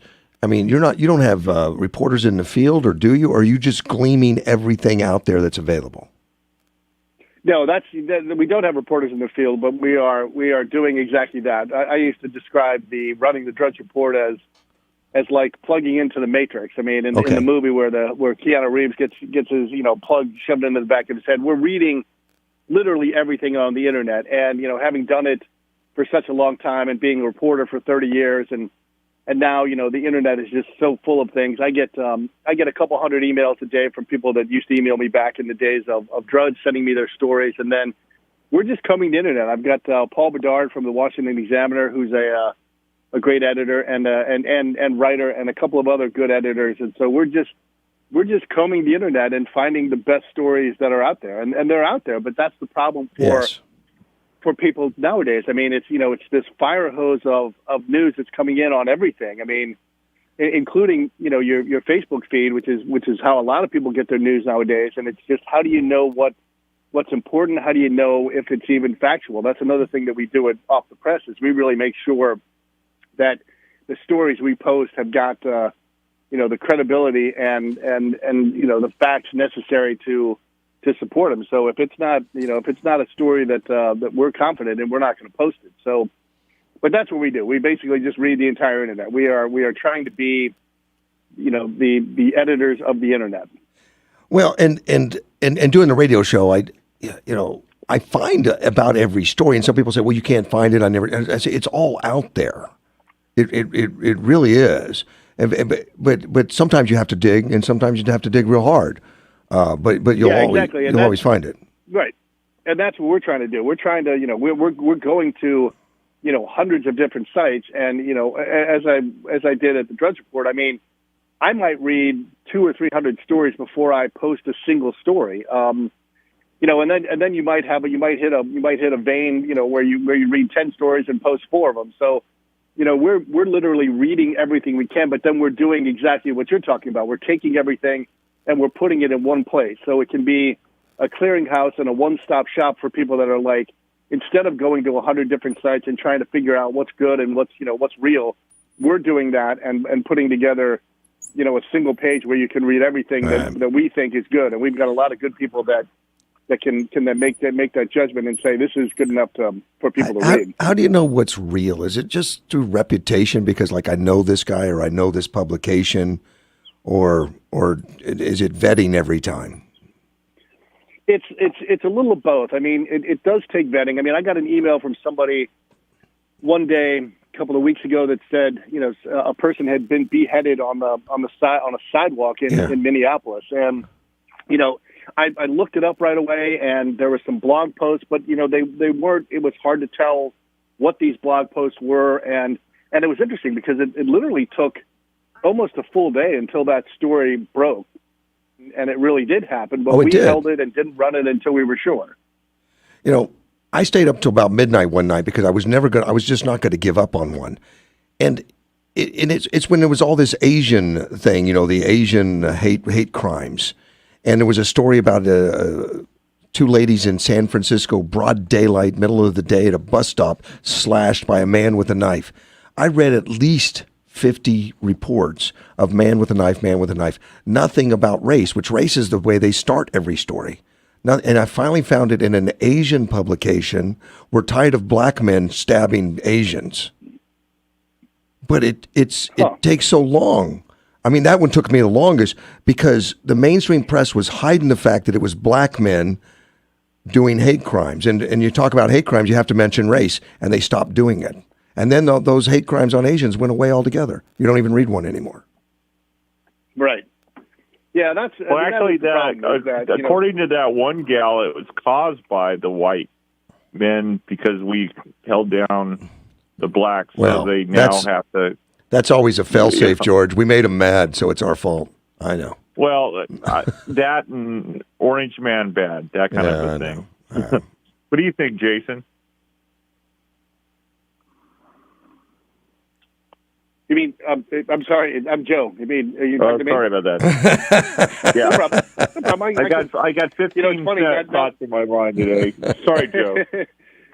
Real quick story that when you said that now, because when I covered the White House, there was another reporter for ABC named Jonathan Karl, And for a while, George Bush would look right at me and call me Jonathan because I'm Joseph Curl, he's Jonathan Carl. Oh, so I finally got to the lower press people and said, hey, can he stop calling me Jonathan? And that's when Bush actually called me into his office and dubbed me Curly. He gave me the Curly nickname. So that's when I became Curly and no longer Jonathan. But no, you're exactly right. I mean, it's hard to find real news nowadays. And you know, there's not only just sort of fake stuff that gets written by people who think it's real, but then there's this new, kind of Borat mentality among people who are like, let's just create a fake story and see if it'll bounce around. So you really got to be careful with what's out there. But again, just like you did, you search through until you found it. I mean, that's what we do. If we see something,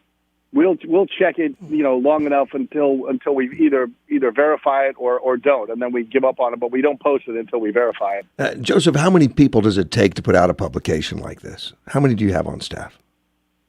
Well, right now we've only got about 5 or 6. Okay. We've got some PR people, and we've got a foundation behind it. So maybe, but running the actual site, there's just 4 editors, and that's a lot. I mean, we're covering it basically from 6 a.m. until midnight every day, and that should cover everything for news. And then we're back up again the next morning at 6 a.m. covering it again. So, but that was the key too, is finding the kind of people that Paul Bedard, who's one of the big editors there, he's been doing this 30 years, and the other editors are just really good at looking for stories and saying, out of 100 stories I just read, this one is the one everybody should read. So that's what it takes nowadays to kind of do an aggregation site. Is you just need really good people that can figure out and know right away. That's a good reporter, is somebody whose ears perk up when they hear something and say, boy, that's a good story. Then all the other stories, they just kind of go, okay, we don't need that.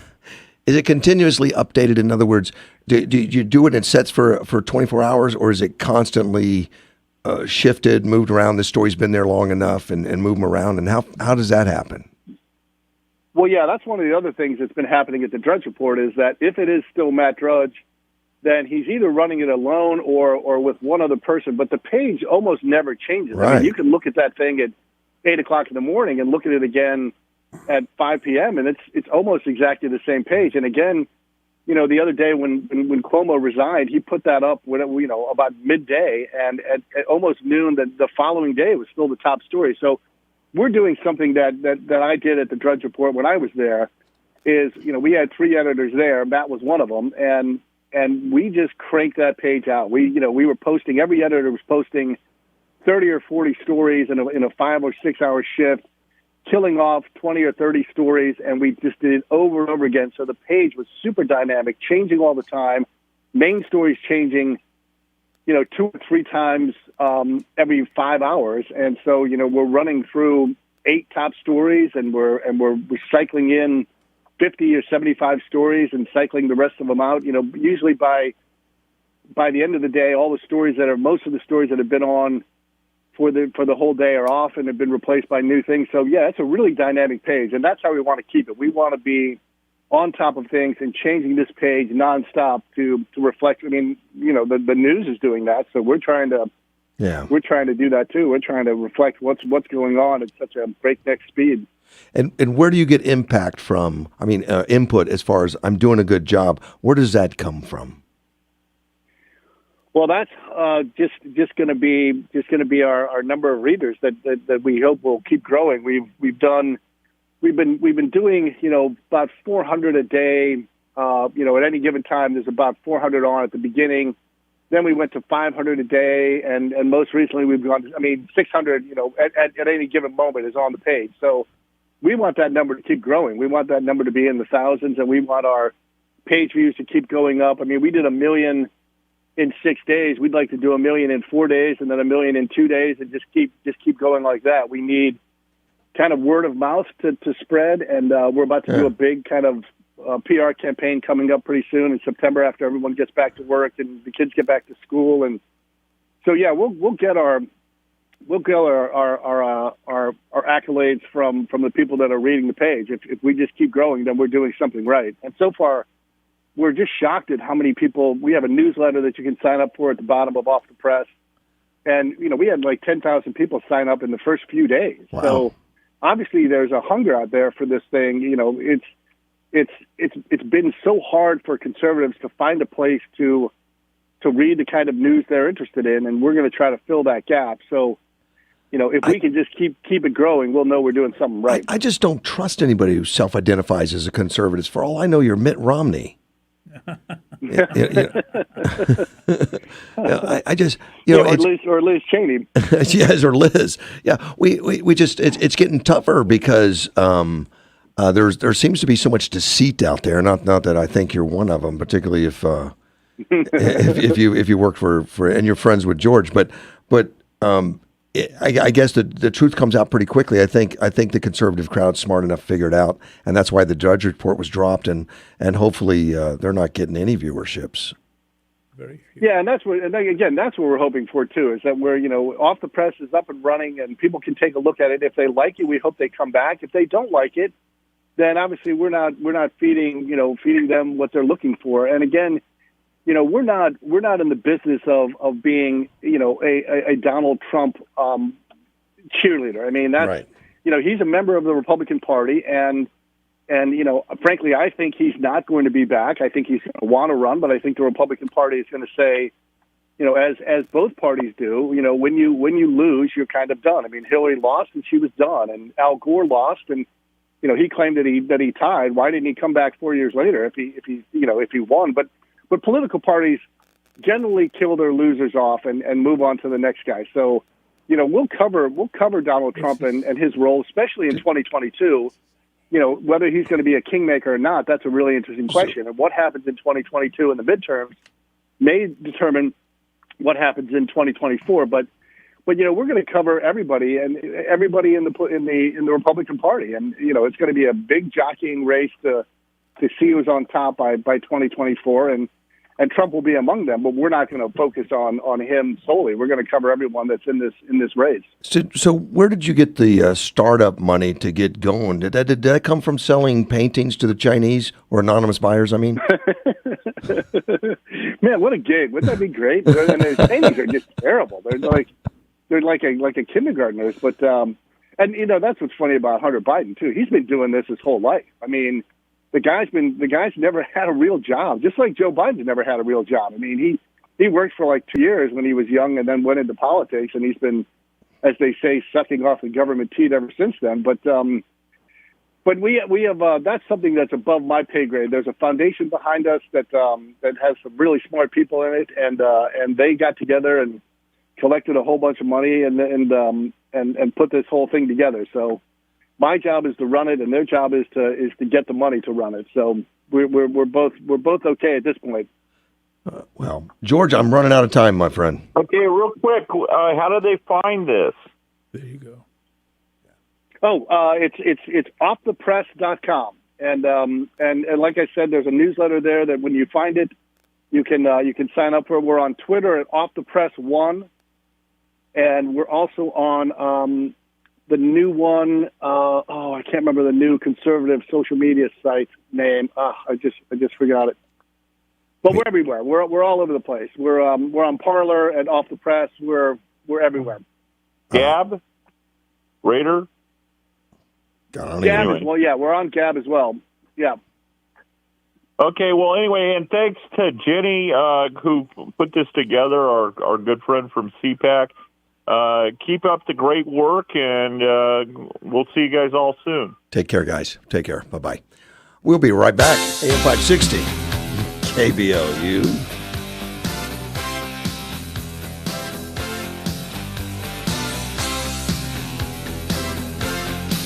You have a website for your business? I just use Facebook. I don't have time to make a website. Keep it up. All that work. I wouldn't even know where to start. I used to think that, but I found freewebguys.com and they built my website for free. They host it, maintain it, and even market it for me. Now I'm getting new leads from it every month. That sounds too good to be true. What's the catch? No catch. You get a free website from freewebguys.com. All you pay is hosting, marketing on Google, and you get guaranteed leads every month. Where do I get this again? Get a free website built for your business at freewebguys.com. In today's Ag Business Update from AgNet West, food prices continue to rise. We'll have more in a report with USDA's Gary Crawford after this short break. AgNet West Radio Network, your trusted agriculture news provider for the state of Arizona, bringing local, statewide, and national headline news right to you on this radio station. Let our team of Danielle Leal, Budget revisions put surplus to good use for agriculture, and Brian German, Salmonella outbreak report points to adjacent land use. Keep you informed here, weekdays over the radio airways, on our Farm City Newsday podcast, or online at agnetwest.com. Food prices are on the rise. USDA's Gary Crawford talks with USDA economist Carolyn Chelius, who has the latest. Retail food prices. It's a very hot topic to be involved in right now. And economist Carolyn Chelius, who tracks food prices for the Ag Department, says she's not sure whether she likes being in the economic spotlight, but sure enough, food prices are a hot topic, some fairly hot rates of inflation going, for example. We've seen really large increases over the past few months consecutively for meat categories like beef and veal. The latest consumer price index showing beef going up last month by over 0.5%, rising about 6.5% over the last 12 months. Pork's up almost 8% higher than a year ago. So we're seeing a lot of those protein categories really increase.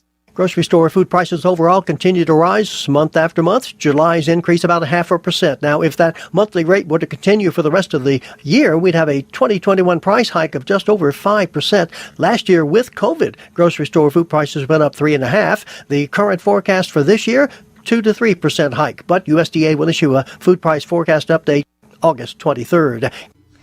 Again, that was USDA's Gary Crawford reporting, and I'm Danielle Leal reporting for AgNet West Radio Network. I'm Lou Dobbs. A new poll shows voters smell a rat in the infrastructure bill. Chicago's iconic Drake Hotel up for sale. Mortgage interest rates on the way higher. Those stories next. If you're like me, towels just didn't seem to dry anymore when you were in the store. They felt smooth and soft, but at home they just didn't absorb very well. That was before Mike Lindell found the best towel company right here in the USA. Just go to mypillow.com and enter my promo code DOBBS for deep discounts on these soft, thirsty towels that actually work. They're made with USA cotton. They come with a full 60-day money-back guarantee. A 6-piece set of these soft MyPillow products includes 2 bath towels, 2 hand towels, and 2 washcloths in your choice of beautiful colors. Regularly $109.99. Now $39.99 when you enter my promo code DOBBS. Just go to mypillow.com, click on the new radio listener specials, and enter my promo code DOBBS for deep discounts. Or call 800-977-9152 and tell them Lou Dobbs sent you. A majority of respondents in a new Rasmussen poll convinced the so-called infrastructure bill passed by the Senate is a Trojan horse. The poll confirms public rejection of the legislation, which only devotes 23% of the billions of dollars set to be spent on actual infrastructure. The rest devoted to Green New Deal and welfare projects. Mortgage interest rates just rose for the first time in 6 weeks. On Wall Street today, stocks closed higher. The Dow Jones Industrials up 14 points on the day.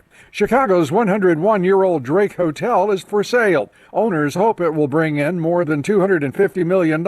Over the years, the Drake's guests included Charles Lindbergh, Walt Disney, and Princess Diana. And alone among all Chicago hotels, it remained open during the pandemic. Please join me 3 times each weekday for my updates from the Salem Radio Network. This is the Lou Dobbs Financial Report.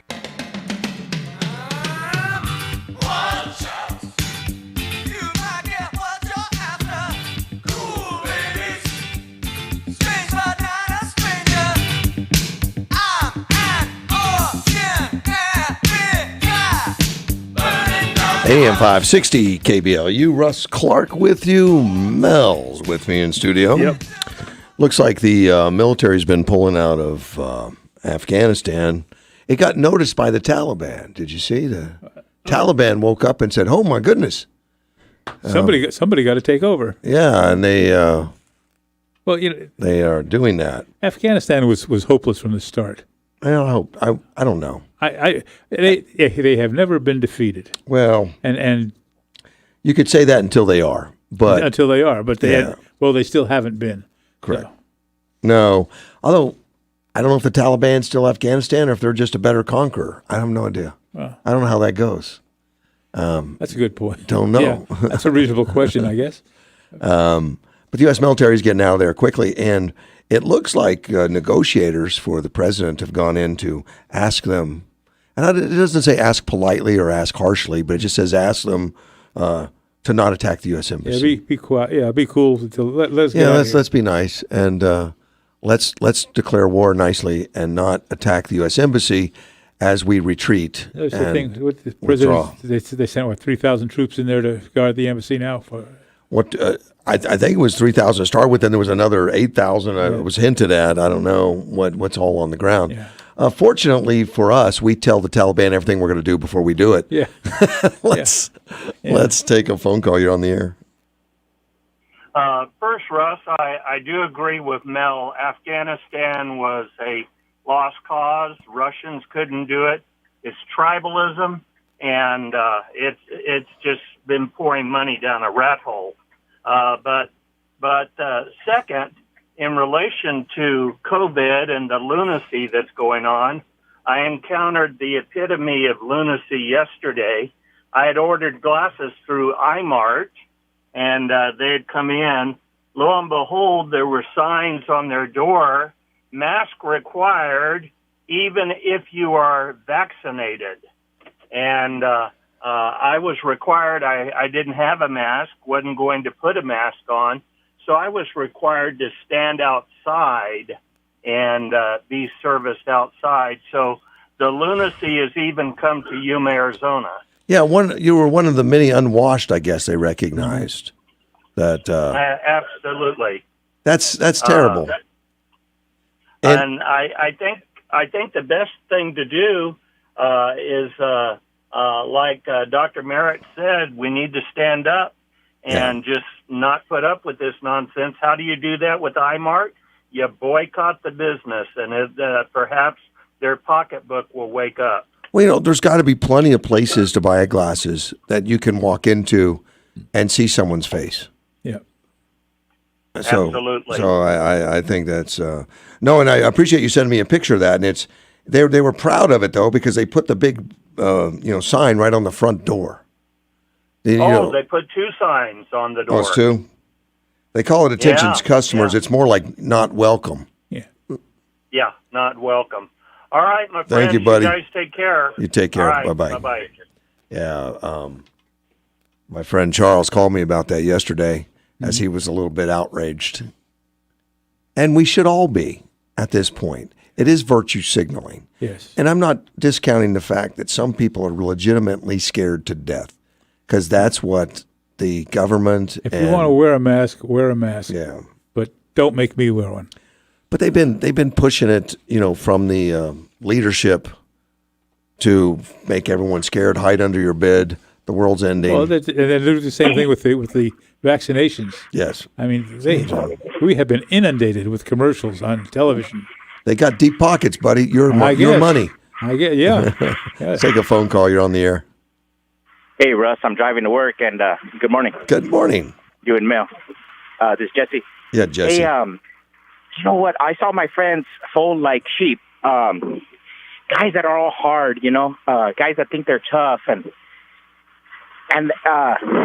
they talk about how rebellious they are. Like these rappers, they talk about rebellious and rebels without a cause, and the spirit of rebellion that permeated American culture. And then you say, put on a mask, and they just fold. I mean, I've never seen anything like that. Usually in a war, you go up against the greatest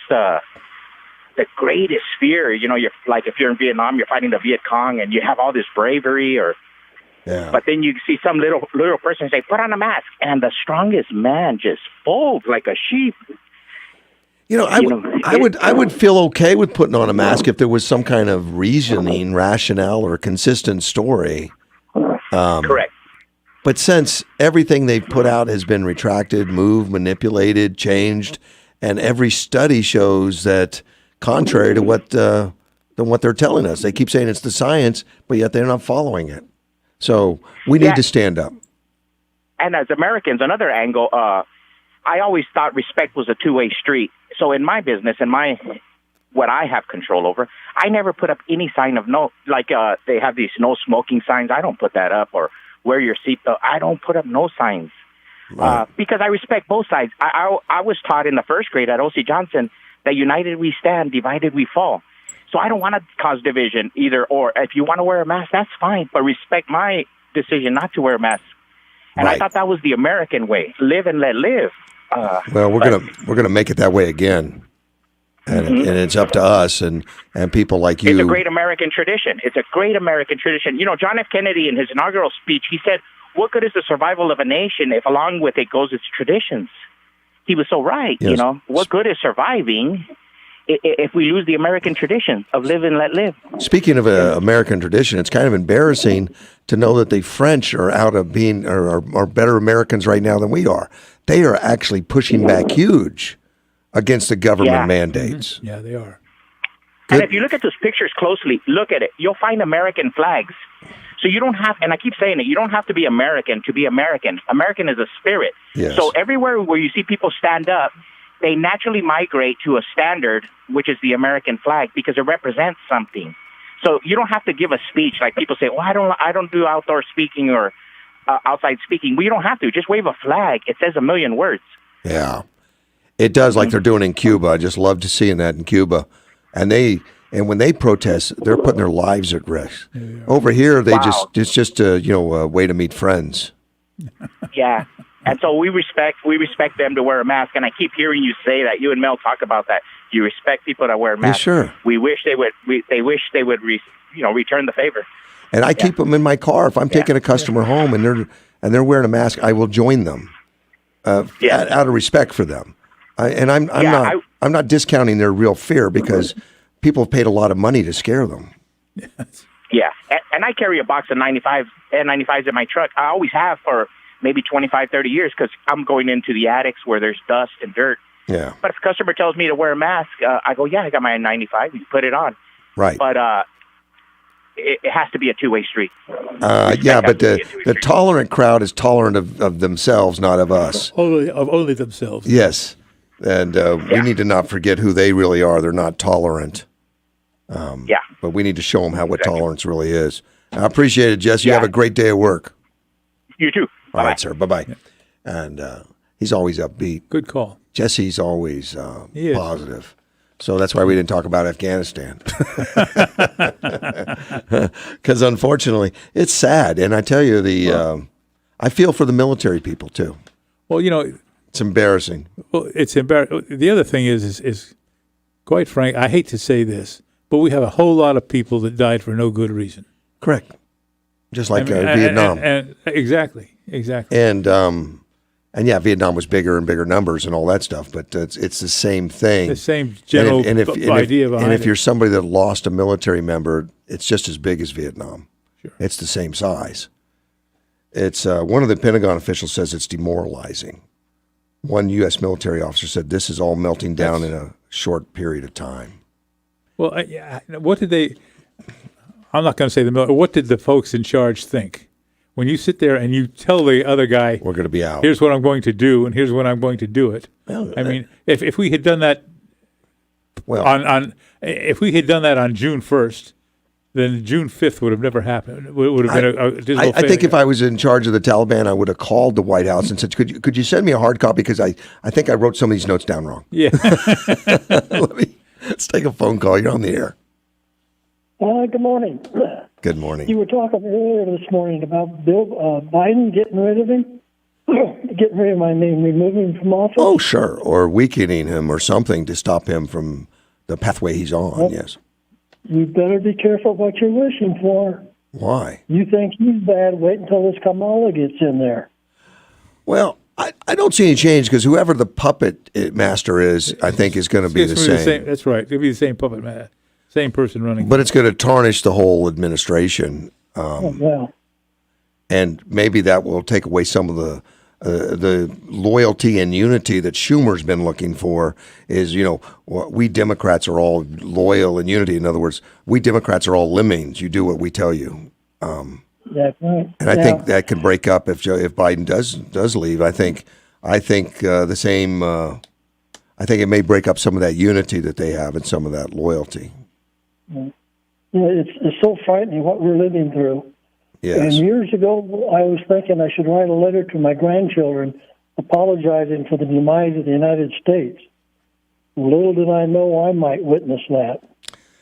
Well, I don't know that I'm going to apologize as much as saying that some mistakes were made.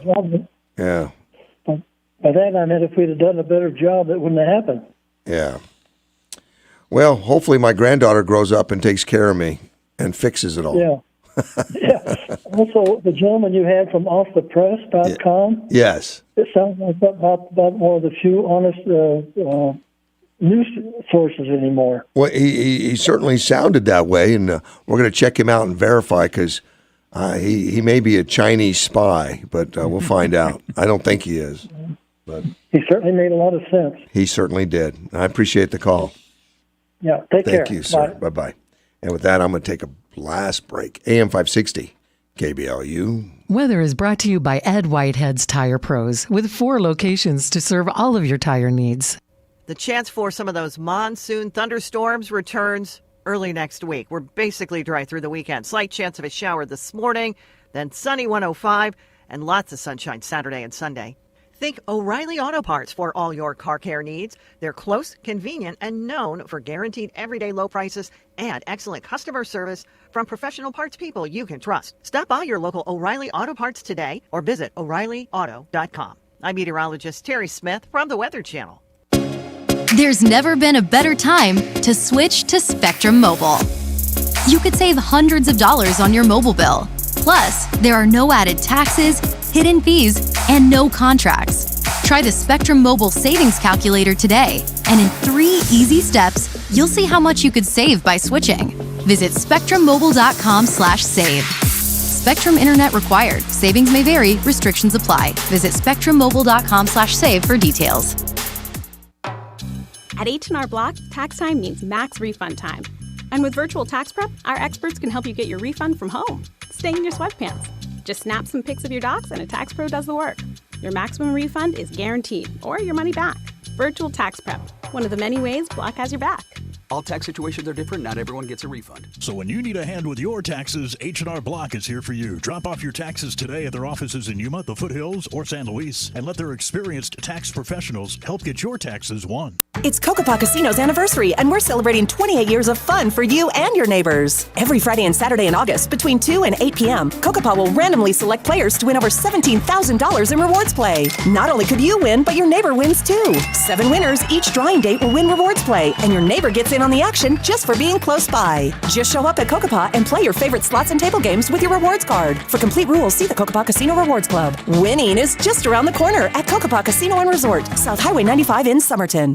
The Border Report brought to you by RV World, located on Gila Ridge Road. Exit Interstate 8 on Araby Road, then head west on Gila Ridge about a quarter mile. RV World, Yuma's premier recreational vehicle dealer since 1991, offering a large selection of new and used RVs. We have updates now from all of the ports of entry. We report on the passenger vehicles and standard lanes. Wait times, Algodones, 45 minutes with 2 lanes open. Calexico East, 30 minutes with 2 lanes open. San Luis, 90 minutes with 2 lanes open. Calexico West, 90 minutes, 7 lanes open there. For detailed up-to-the-minute wait times for the ready lanes, Century lanes, commercial traffic, and pedestrians, go to our station website link or bwt.cbp.gov. That's bwt.cbp.gov.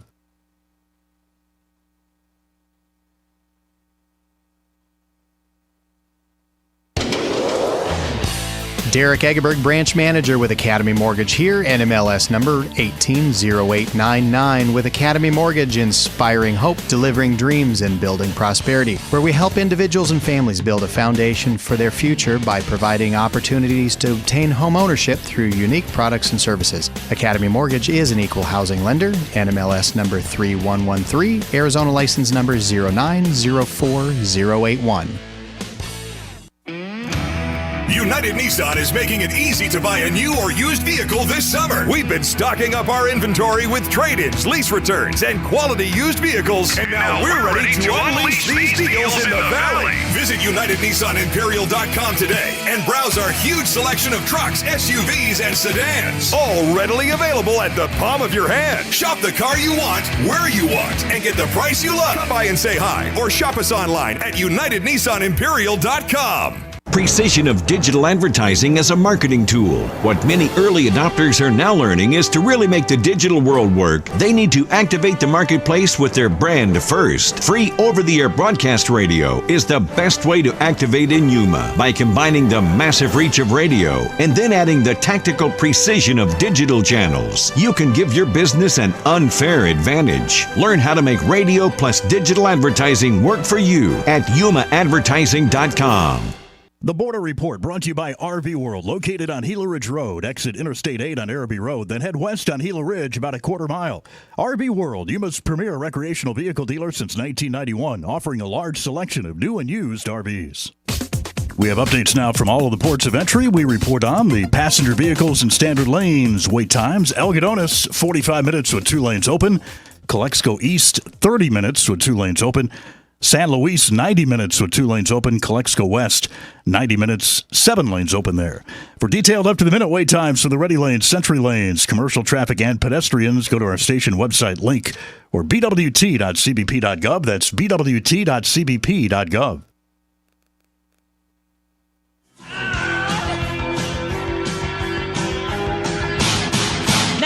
AM 560 KBLU. Russ Clark with you. Mel's in studio. Yes, sir. Hyundai of Yuma, our advertiser on the show. Veteran-owned business out there on 32nd Street.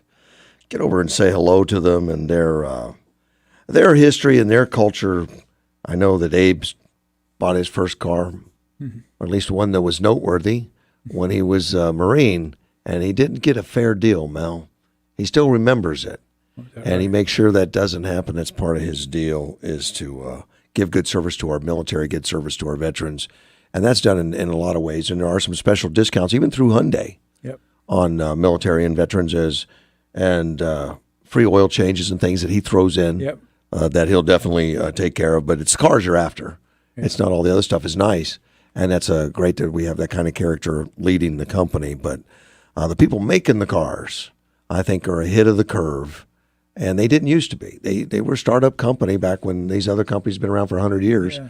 And hasn't taken them long to catch up, though. Man, no. And and surpass in many ways.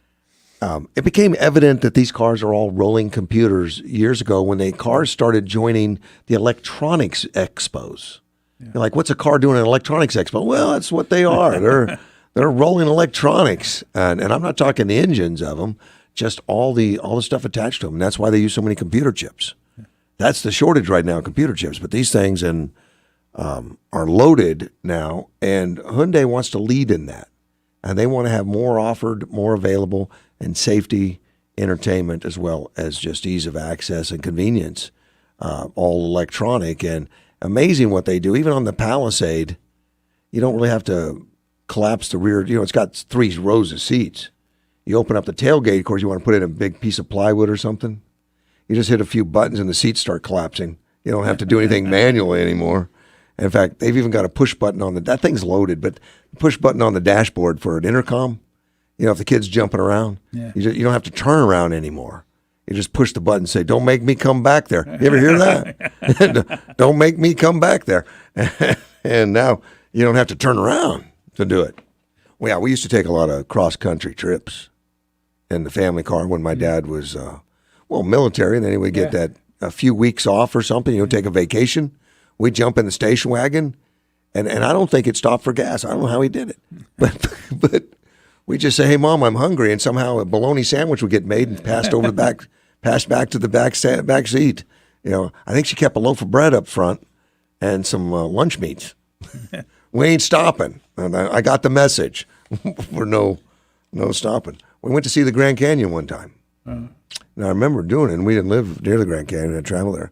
And I remember days and days of travel, and then you're allowed to get out of the car, stretch your legs for 5 minutes, and say, "See, there it is. Okay, everybody back in. Yeah. We got places to go." I mean, it was a mission to accomplish. We were on our way to Washington or something, see family. What's going on in Desert Life, let me see, August 14th, that's tomorrow. Today's Friday the 13th. Right. I'm going to go home and hide, right? Is that what you do on Friday the 13th? George said it started in the 1300s now. The celebration of Friday the 13th. It's around for 800 years. Sprague Sports. And they're going to be collecting all those things you have extra in the freezer, all the game meat, anything you got going, as well as canned goods, anything. Right. And they just do a tremendous good thing. They everybody that gives any donation gets a free pass to the indoor range and a chance to win one of 4 $100 gift cards. So he takes it all seriously, helps out these local hungries. So the mission will cook up all that game meat. And that's always been confusing. You know, you can't give that to the food bank normally. No. You know, like I have some elk meat that we had butchered or something like that. Well, it had to be, you know, packaged for a store. But now they've been doing it that the Crossroads Mission will take it because they've got a kitchen and people that know what they're doing. Fox News poll, I just want to get a little bit of that out there. It was interesting on the political difference on what's important to our country, Mel. And it depends on whether you're Democrat or Republican. Number one issue on Democratic registered voters, and this was done in August, coronavirus pandemic. 92% listed that as a top priority. And I'm sure you got to vote for a top 5 or something because all these are high numbers. But healthcare, number 2 at 88. Climate change, number 3, tied healthcare. Racism at 87, right up there with climate change and healthcare and political division. Now, the Republicans are totally different. Number 1 was not on the list for the Democrats. Inflation, because it's coming big. It's going to come. It can't help it. Number 2 was not on the list for the Democrats. Illegal immigration at 89%. Number 3 was not on the Democrats' list. China's growing power. And, of course, that's something that Trump was keeping in check and saying you're not going to cheat anymore. Yeah. You know, we're going to play fair. And we're going to tariff the things that you're, not playing fair on. And we're going to start working on getting the patents in line and all that kind of stuff. And they hated it. And they are just like, thank goodness the Bidens are here. And I say Bidens because Hunter and everybody, they all show up together. Number 4 is not on the list of the Democrats. Violent crime. Not gun crime. Violent crime. May or may not include a gun. And the 5th one, also not on the list. The top 5 for the Democrats are not on the top 5 for the Republicans. Federal deficit. Right. Man, we used to always care about that. Even the Republicans, less and less. Yeah. It's like we don't matter. Now, for all registered voters, compared to a year ago, more or less crime in your local area. Now people are saying 57% there's more. In May of last year, it was 54%. So only 3% say more. So it's been more for more than a year, I think. And less, 28% said less in May of 2021. Now, 19% less. So fewer people are having less. It's growing. For all registered voters, reduce funding for police departments and move funds to other areas. Those in favor back a year ago was only 33%.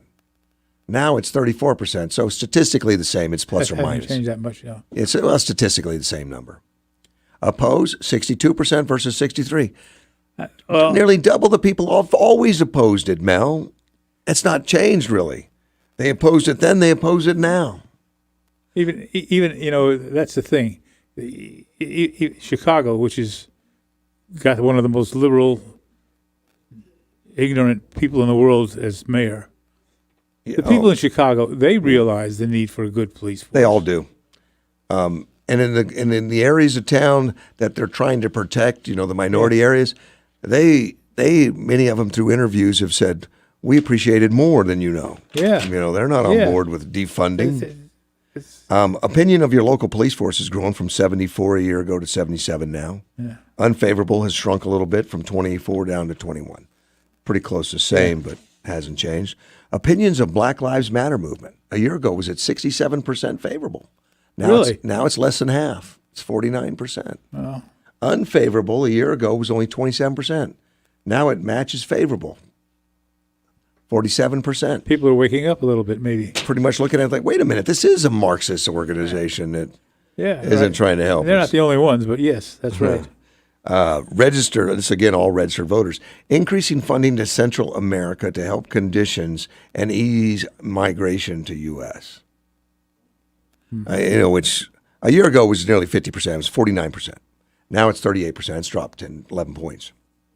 Those that oppose it has grown from 44 to 53. So more than half now oppose increasing funding to South America. Even though Kamala Harris, that's the difference. Kamala Harris says it's a good idea. Yeah. And everybody said, oh, heck no. People yeah. Next question, how much is increase of migrants on border due to Biden being elected? Well, they've got completely, mostly, a little, or not at all. Those are the only four choices, but three of them are in the positive that it's Biden's fault. One of them is a negative. If you add all three of the top ones together, it's 75%. April 21, it was 77, statistically about the same. Yeah. And those that think it's not at all Joe's fault, 15% a year ago, 20 have been asleep. For the have last. been asleep, yeah. They don't know. Yeah, the same guys that having a hard time remembering what today is or what year it says, Not at all was 15% last year and 22%. So it was a few more diehard Democrats kept forward. That's not Joe's fault. Yeah, it's obvious because it's only growing like crazy. No. But 75 to 77% say it is Joe Biden's fault. But they had to split it into three categories to make it look watered down, right? It's okay. It's all positive. If it's a positive, it's a positive. There you go, buddy. Appreciate you coming in, Mel. I'll be back tomorrow or Monday with Mel. Mel and I both will be. Yes. AM 560, KBLU. Because the flag still stands for freedom and they